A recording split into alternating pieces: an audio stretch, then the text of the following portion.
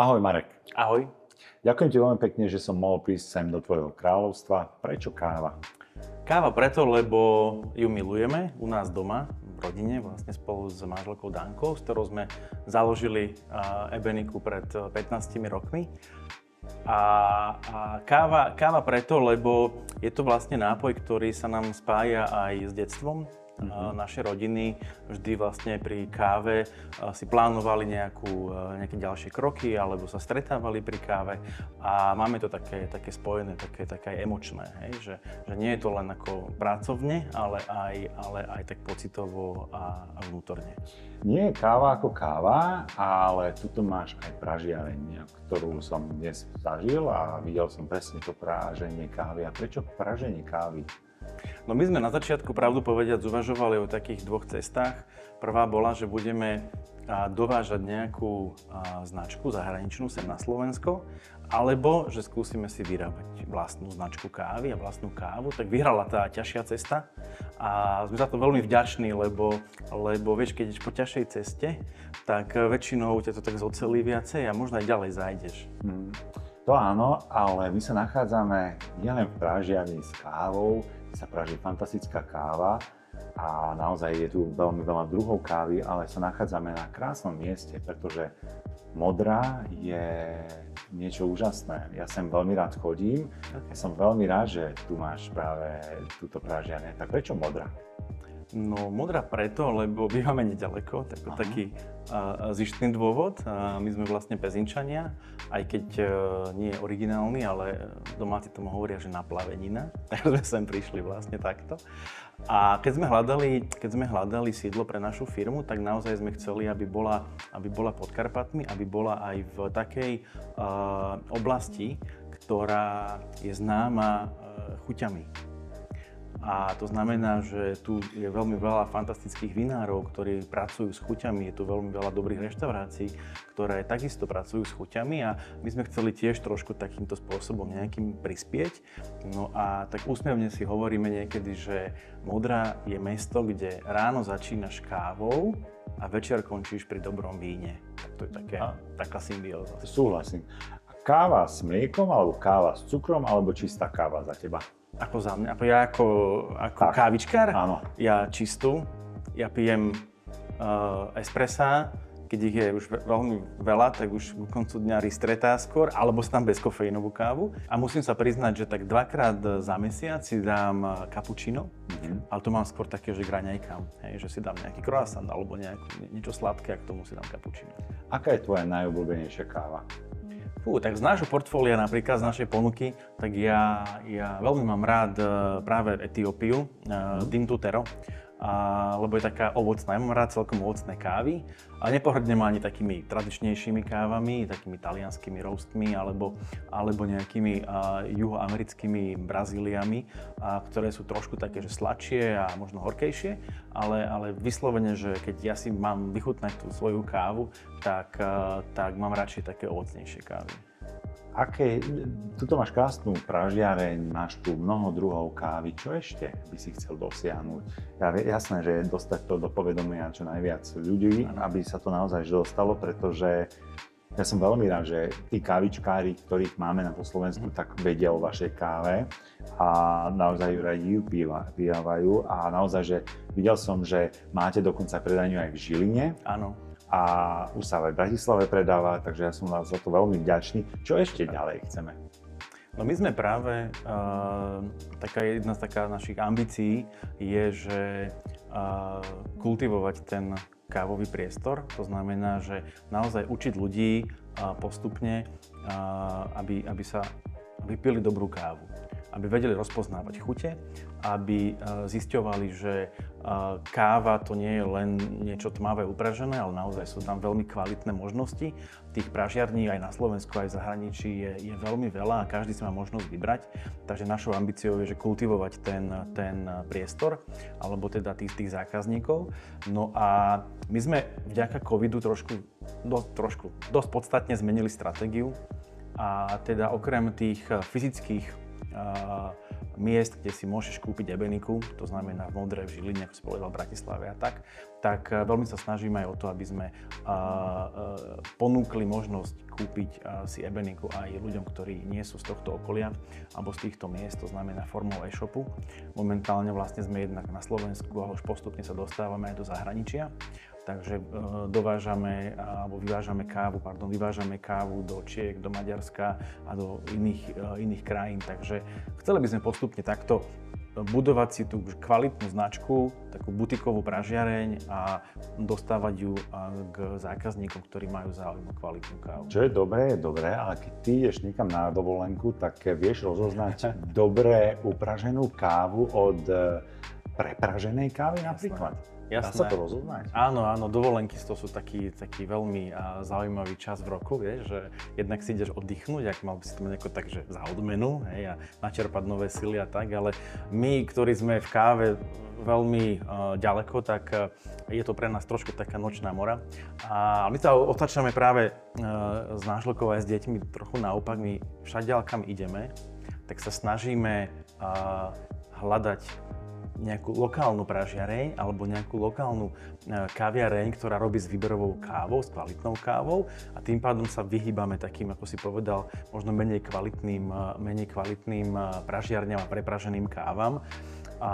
Ale keď sme napríklad v Taliansku, tak dobré espresso, talianské, vieš, to jednoducho patrí k tomu koloritu a musím povedať, že aj tam sa tá kultúra trošku zlepšuje. Už to nie je len o tých lacných zmesiach, ale naozaj to tam rastie a je to výborné, A dá sa vypustiť na dovolenke kávu, alebo káva ide stále s tebou?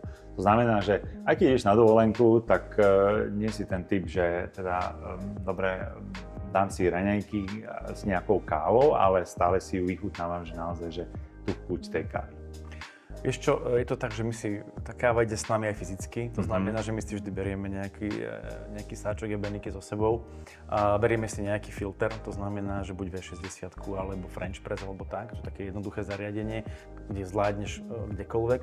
No a veľakrát sa aj stáva to, že keď vidíme, že v tom hoteli alebo v tom rezorte alebo niekde v kaviarni, že je tam potenciál trošku im pomôcť a zlepšiť to, tak akorát sa tak akože zamiešam v dobrom a opýtam sa ich, či by som im mohol s tým nejakým spôsobom pomôcť, poradiť a zdvihnúť tú kvalitu a veľakrát je to úplne že príjemne prijaté aj z tej druhej strany.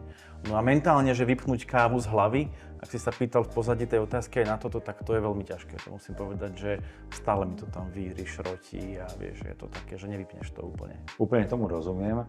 A čo by si tým ľuďom, ktorí nás momentálne sledujú na tej druhej strane a sledujú nás len proste taký nie moc zainteresovaní do kávy a nevedia si vybrať, lebo poznám ľudí, že prídu ti do supermarketu a nevedia si vybrať z tej ponuky káv. Čo by si im vedel, alebo čo by si im chcel odkázať? Akú kávu si majú zobrať, alebo akú kávu si majú vybrať? Jasné. Tak takýmto ľuďom ja by som odporúčil možno keby také dva alebo tri spôsoby. Prvý by bol, že keď už sú v supermarkete, tak niektoré supermarkety už ponúkajú aj nejaké také, že kávy z lokálnej pražiarne, tak nech hľadajú takúto pražiareň. To je asi taká prvá vec. Druhá vec je, že hľadať možno pražiarne, ktoré sú aj po Slovensku, že ich je pomerne dosť, tak hľadať tie lokálne pražiarne a nájsť si toho svojho pražiara alebo ten rukopis. No a tretia možnosť je samozrejme kliknúť cez internet a objednať si tú kávu cez internet a káva vám príde potom jednoducho domov úplne pohodlne. Je veľmi čerstvá, lebo ide priamo vlastne napríklad od nás, hej, že my ju upražíme, dajme tomu v pondelok, ona si trošku musí oddychnúť, ale kávu, ktorá má týždeň po prážení, 2 týždne po prážení vlastne dostáva ako zákazník domov. Takže tak. A vybrať by si mohol okrem teda týchto značiek aj z hľadiska tých chutí a ja by som na začiatku začal možno nejakými blendami, to znamená zmes kávy z viacerých krajín, alebo potom takými naozaj že veľmi chutnými kávami, ktoré ľudia milujú, a to je také napríklad, že Brazília alebo Kolumbia, veľmi obľúbená aj Kuba u takých ľudí, ktorí ešte len objavujú ten svet výberovej kávy. Máme taký projekt spoločný v Ugande, ktorý inicioval môj kamarát Ľuboš so svojím kamarátom Milanom. A oni sa raz vrátili z pápežských ciest, takých misijných ciest v Ugande a ich cieľom bolo, že vymyslieť niečo, že ako by pomohli tým ľuďom, ktorí tam vlastne žijú. Alebo vieme, že Uganda je pomerne chudobná krajina a pestuje sa tam ovocie, zelenina a tak ďalej, ale že pestuje sa tam aj kávovníky. No a raz sem tak prišli a sme sa tak dali do reči. No a vznikol úplne spontánne, vznikol krásny projekt, ktorého výsledkom je, že aktuálne sme tak spoločnými silami pomohli založeniu farmy priamo v Ugande, v dedinke Kiebe, ktorá aktuálne funguje na nejakých 6-7 hektároch. Kávovníky sa tam vysádzali tak postupne, ale už máme, toto je práve panenská úroda, to znamená, že to sú prvé plody tej práce tohto nášho projektu. Tej vašej. Spoločnej, áno. Ja som taký iba, že remote, vieš, taký zo vzdialenosti a mudrujem do toho, že čo treba, ako treba a tak. A každý má tam svoju veľmi dôležitú úlohu, napríklad taký lokálny patronát je pod rukami nášho už kamaráta vlastne Johna, on je miestny kňaz a aktuálne na tej farme pracuje niekoľko ľudí dostáva vlastne prácu. My sme kvôli tomuto projektu založili aj značku Agape Coffee, značku kávy, kde už predávame inú kávu, nie tú ugandskú, lebo sme museli samozrejme počkať, kým začnú tie kávovníky vôbec plodiť.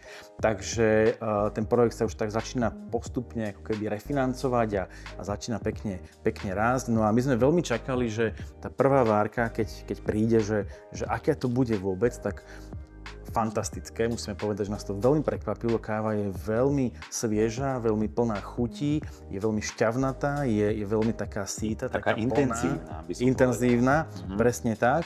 Takže aktuálne máme len nejakých 40 kg, to je fakt, že relatívne malá vzorka. Postupne by sme mali ísť na stovky kýl, keď sa dostaneme naozaj už do tej plnej rodivosti a za nás to bude také trošku vrátenie niečo tej krajine, odkiaľ tá káva prichádza a je to také recipročné, potom vieš, také partnerské. Ako klobúk dole, pretože naozaj pomáhaš ľuďom, ktorí to naozaj potrebujú to možno, že viac než my, pretože naozaj povedzme si, že v Ugande sú chudobní ľudia a život je tam ťažší, no. Veľmi ťažký život tam majú a naozaj je to krásne gesto, že takto si sa aj tej krajine proste postavil a je to výborné, pretože takáto káva, vidíte, že sa dajú sa robiť veci, na ktoré si človek ani nepomyslí, že proste môžeš mať kávoníky, ktoré proste oni si ti neurodia, ti proste dnes to zasadíš a o 2 mesiace máš kávy. Je to dlhodobé veľmi. Presne, že to trvá pár rokov, kým sa dostane potom tá samotné zrnka kávy na Slovensko. Takže budem sa tešiť, keď to prvýkrát upražíte a keď sa to dostane do obehu a veľmi rád prídem a opäť si dáme spolu takúto výbornú kávu. Pozývam na ugandskú kávu, bude to naozaj pecka, naozaj sledujte nás a čoskoro pustíme aj túto krásnu kávu s príbehom, s dobrým príbehom ďalej do sveta. Ja sa budem tešiť a vy sa tešte tiež. Ahojte.